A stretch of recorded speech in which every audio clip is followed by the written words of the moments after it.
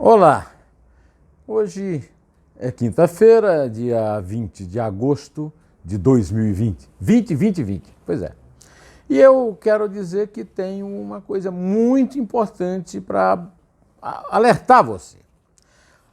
Ontem eu estava vendo um comentário de Fernando Gabeira na Globo News, quando ele citou o fato de a Justiça ter proibido o rastreamento de e-mails e telefones na Polícia Federal no dia 15 de outubro de 2018, que foi, segundo Paulo Marinho, em seu depoimento à Polícia Federal, depois de entrevista que deu à colega Mônica Bergamo, da Folha, o dia em que um agente da Polícia Federal bolsonarista teria passado, segundo Paulo Marinho, a informação de que a Operação Furna da Onça tinha recebido um relatório do COAF sobre as transações ilícitas de Fabrício Queiroz no gabinete do senador Flávio Bolsonaro, no tempo em que ele era deputado na Assembleia Legislativa do Estado do Rio de Janeiro.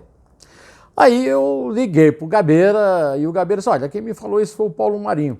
Falei também com o Paulo Marinho, mas ele não lembrava o nome do juiz. Aí eu fui no velho Google de guerra e ele me disse o seguinte: o juiz federal Helder Fernandes Luciano, da 10ª Vara Federal Criminal, negou o pedido de quebra de sigilo telefônico e de e-mails feito pelo procurador Eduardo Benones, do Ministério Público Federal do Rio, na investigação sobre o vazamento da Operação Furna da Onça. O Ministério Público Federal requisitou a quebra de sigilo de 3 assessores apontados pelo empresário Paulo Marinho, como aqueles que receberam informações sobre Fabrício Queiroz de um delegado da Polícia Federal no segundo turno das eleições de 2018. O que teria motivado esse juiz a não autorizar essa quebra de sigilo? Será um juiz bolsonarista, como bolsonarista, por exemplo, é o juiz federal Marcelo Bretas? É uma coisa espantosa, porque isso aqui é obstrução de justiça. E eu fui chamado a atenção pelo Gabeira sobre esse caso, porque o procurador Eduardo Benones foi obrigado a marcar uma cariação entre o Paulo Marinho e o Flávio Bolsonaro. Está marcada para o dia 21 de setembro. Até lá, é possível que o Ministério Público recorra, porque é o típico caso de obstrução de justiça por um juiz. É uma coisa absolutamente impensável, porque anula praticamente todo e qualquer depoimento de qualquer um dos dois. Se os dados do rastreamento não confirmarem o depoimento do Paulo Marinho, ele passa a não valer nada. Agora, tudo indica que o que esse rastreamento pode é entregar o que naquele dia realmente parece que aconteceu, porque o depoimento do Paulo é muito verossímil. Aliás, eu sou testemunha disso porque eu entrevistei o Paulo e pus no ar na segunda-feira, né, no começo dessa semana, e está bombando aqui no YouTube. Já passou de 30 mil visualizações, é o recordista absoluto nesses últimos tempos de baixa de visualizações em geral, de comentários políticos, e são 10 vezes likes contra uma vez dislike, normalmente de suspeitos ou de robôs ou de reses do gado, né? Pois bem, de qualquer maneira, eu já acho um absurdo que não se perceba a obviedade do fato de que o Queiroz e a filha Natália, ele lotado no gabinete do Flávio, ela no do pai, Jair Bolsonaro, deputado federal, o que elimina, inclusive, essa argumentação, olha, o presidente não tem nada com... Como não tem, a senhora Natália Queiroz era funcionária fantasma no gabinete dele na Câmara dos Deputados e depositava o que ganhava lá, 80% na conta do pai, e deixou de depositar no dia seguinte ao dia que foi demitida. São fatos. Agora, o juiz tinha que se explicar sobre isso, você não acha? Pois bem, o juiz e também o Bolsonaro, por falar em explicação do Bolsonaro, é um absurdo que o Bolsonaro esteja pressionando a equipe do Paulo Guedes na confecção do orçamento para mandar para o orçamento do ano que vem 102 bilhões para a educação, 120, aliás, 127 bilhões e 750 milhões para a saúde e 102 milhões para o Ministério da Defesa. É um absurdo que o presidente Jair Bolsonaro esteja cogitando a possibilidade de adiar o censo do IBGE de 2021, já era em 2020, mas veio a pandemia, foi adiado para 2021, para 2022, para usar os 2 bilhões do custo do censo na defesa. Mas o que é isso? Em que país estamos vivendo? Estamos numa guerra contra que país? O Exército Brasileiro, o Ministério da Defesa está precisando de incremento nos seus recursos.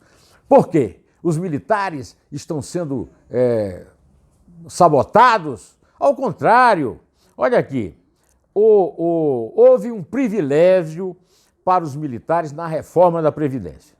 Tiveram uma reforma especialmente para eles. Eles têm 300 cargos remunerados no governo federal, todos na cúpula, todos bem remunerados, todos sem ter que abrir mão do seu soldo. É a militarização do erário, a militarização dos cofres públicos. E o Estadão, meu jornal onde eu trabalho, apurou que o presidente Jair Bolsonaro ordenou em 2 ocasiões, segunda-feira 17 e terça-feira 18, um acréscimo total de 2 bilhões e 270 milhões ao limite sugerido de gastos do Ministério da Defesa. Pelo amor de Deus, essa militarização do governo está levando a um gasto maior. Eu só posso pensar que o Bolsonaro acha que ainda é aquele oficial rebelde, indisciplinado e terrorista, como foi apontado na discussão sobre uns atentados que ele andou planejando de bomba no aquaduto do Rio Guandu e nos próprios quartéis, que agora está querendo, de uma certa forma, ressarcir essa dívida que tem com o Exército Nacional. É um absurdo que isso esteja acontecendo, mas não tem ninguém que esteja preocupado com isso. Ao contrário, né? Pergunta o que é que o general Mourão, por exemplo, o vice, tem a dizer sobre isso. O próprio Rodrigo Maia, o Rodrigo Maia já está dando os seus palpites que não vai deixar criar a nova CPMF. Aleluia! Agora, sobre isso ele não fala, né? Agora, eu também quero fazer uma crítica à Organização Mundial da Saúde. A Organização Mundial da Saúde, que é um órgão da ONU e que tem uma grande influência da China, não condena a mega festa com aglomeração em epicentro da Covid-19 na China, na origem da pandemia, segundo nós sabemos, que é a província de Wuhan. A OMS reagiu às notícias sobre a mega festa que aglomerou milhares de pessoas no sábado em Wuhan, onde a Covid surgiu no final de 2019, antes de se espalhar pelo mundo. Mas, se vocês pensam que a entidade condenou os riscos da aglomeração e de segunda onda do novo coronavírus, estão muito enganados. Aspas, não devemos culpar as pessoas por quererem viver suas vidas. Todos nós queremos viver nossas vidas. Todos queremos voltar ao que era normal, entre aspas, afirmou Maria Van Kerkhove, a epidemiologista do Programa de Emergência de Saúde da OMS. Essa senhora é a mesma que criou a maior confusão no Brasil, com Bolsonaro aplaudindo-a freneticamente, por dizer que assintomáticos não transmitiam, quando se sabe exatamente o contrário pelos cientistas confiáveis, coisa que ela não é. Hoje, meus amigos, eu publiquei um artigo na página A2 do Estadão, a página de opinião, intitulado Sorte, a fada madrinha do subtenente PM Queiroz. Eu quero ler para vocês o olho do arquivo, né? A linha fina. Quantos viveram na periferia do Rio, foram ao STF e ganharam habeas corpus, que é o caso do Fabrício. E eu quero ler também para vocês a conclusão do artigo, porque se refere a um assunto também atual, que é a escolha do líder do governo Bolsonaro na Câmara. Penúltimo parágrafo e o último são os seguintes. A reputação de Moro sobreviveu ao conta-gotas ácido do site da Intercept Brasil e aos petardos do gabinete do ódio instalado a 30 metros do escritório do presidente. Mas agora, o Arthur está gostando, hein? Agora, a munição do paredão aguarda isso no paiol do STF, sob a vigilância de Toffoli, Lewandowski e Mendes. Caso falhe a eventualidade de condenar a parcialidade de Moro, parcialidade entre aspas, que poderá abrir caminho para a licença para Lula disputar o pleito pessoalmente ou por prepostos, prepara-se no Congresso sob as bênçãos de Alcolumbre e Maia e o medo de punição da caterva, com licença Marco Antônio Villa, né? Do Centrão, PT e outros pretendentes ao tiro de misericórdia. A quarentena de 8 anos para juízes e procuradores disputarem eleições. O detalhe da disfarçatez é ser esse prazo idêntico ao dado a bandidos condenados. A volta de Bolsonaro ao Centrão, criado por Eduardo Cunha para depor Dilma, consagra-se na escolha de Ricardo Barros, ex-líder de Fernando Henrique, ex-vice-líder de Lula e Dilma e ex-ministro da Saúde, entre aspas, de Temer, embaixador da caridade bolsonarista mágica e trágica Beirute. Na escolha pesou a sua militância declarada pela impunidade sabuja. Para terminar, eu quero lembrar que a menina que foi estuprada e que teve a gravidez interrompida e que foi maltratada à porta do hospital em Recife, onde a interrupção da gravidez foi providenciada por uma equipe médica segura e competente, já está fora do hospital e o seu agressor está preso, mas continua gozando do anonimato pela decisão da jurisprudência e dos meios de comunicação de que ele não deve ser exposto para não expor a menina.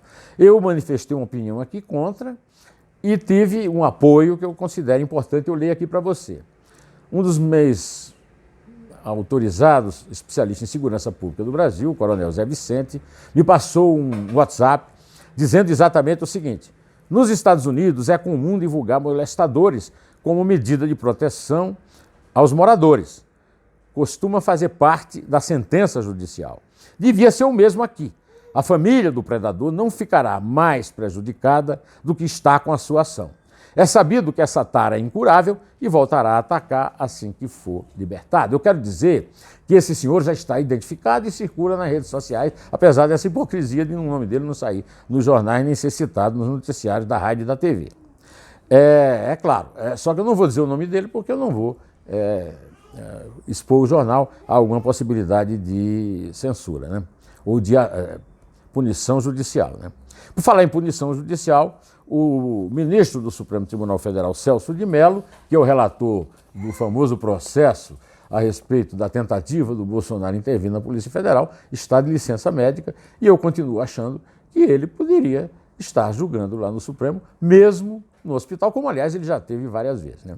Para terminar, eu quero sugerir a você que não perca a grande mentira, o vídeo do esportista Marcelo Brigadeiro, um vídeo didático e sereno, sem xingamentos, aqui mesmo, no mesmo espaço do YouTube em que você me frequenta.